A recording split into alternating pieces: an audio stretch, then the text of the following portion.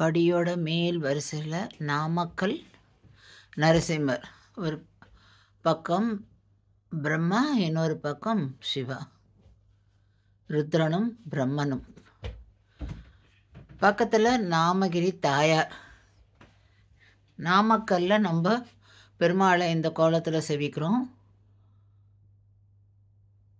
நாமகிரி தாயாருக்கு தனியாக ஒரு பெரிய சன்னதியே உண்டு. அதாவது தனி கோவில் மாதிரி இருக்கும் அந்த சன்னதி. கணித மேதை ராமானுஜன் அவருக்கு அவருடைய அந்த மேத்ஸ் ஃபைண்டிங்ஸ்லாம், அந்த தியரம்லாம் அவருக்கு சொல்லி கொடுத்தவளே இந்த தாயார் தான். அவரோட கனவுல சொல்லுவாளாம். அதை அவர் மற்றா நாள் காத்தால் எழுந்தவுடனே கடகடன்னு அவருடைய இதில் என்னென்னலாம் ரெக்கார்ட் ஆச்சோ மைண்டில் அதை அப்படியே போர்டில் எழுதி வச்சுப்பறான்.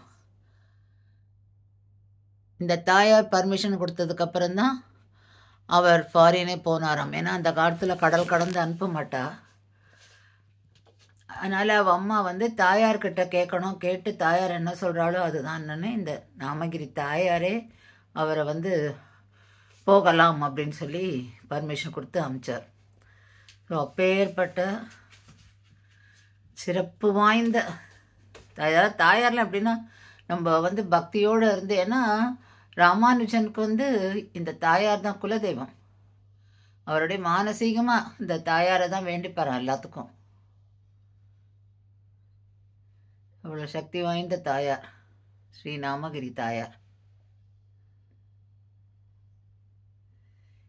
நரசிம்மர் குடவரை கோவில் இதில் இருக்கார். வரி நம்ம இங்கே பார்க்குறத அப்படியே நம்ம ஒரு குகைக்குள்ளே பார்ப்போம்.